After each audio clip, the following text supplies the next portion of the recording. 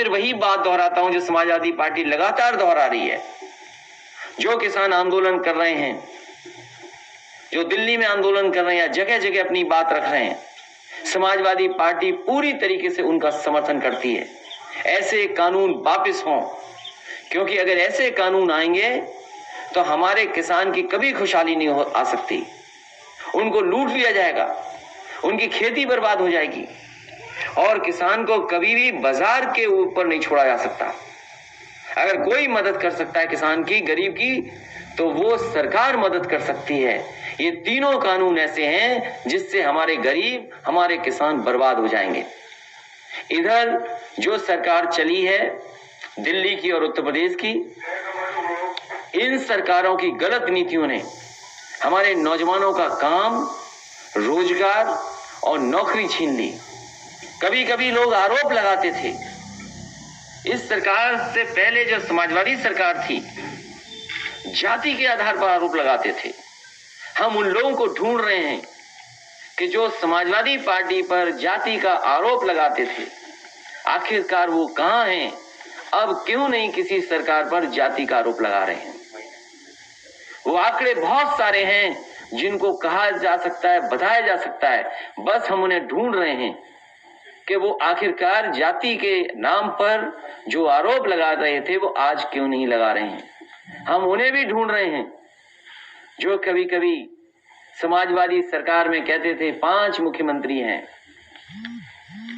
हम उन लोगों को भी ढूंढना चाहते हैं। अब कम से कम अब तो बोलो कि भारतीय जनता पार्टी में कितने मुख्यमंत्री हैं। और इसी प्रेस हॉल में कई बार हमने कहा उत्तर प्रदेश में लगता है कि कोई मुख्यमंत्री नहीं है।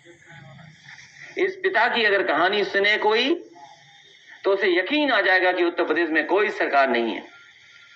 और अगर सरकार होती तो सरकार की जिम्मेदारी है गरीब लोगों को न्याय दिलाने की, गरीबों की मदद करने की।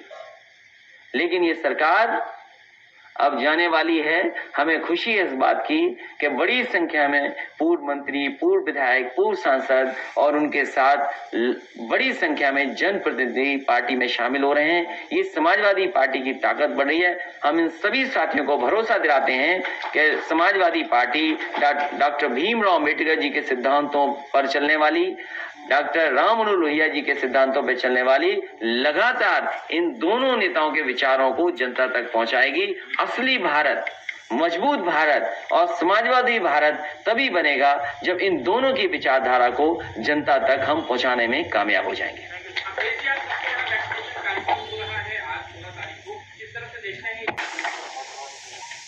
जहां अभी कृष्ण चंद्र मौर्य जी अपनी बात बता रहे थे कि उनके पुत्र जो किडनैप हुए और लगातार उन्होंने सूचना दी, जहां सूचना दे सकते थे सूचना दी, जानकारी दी। अगर इनकी पत्रों की फाइल देखेंगे तो कोई नहीं बचा होगा जिस तक अपनी बात न पहुंचाई हो।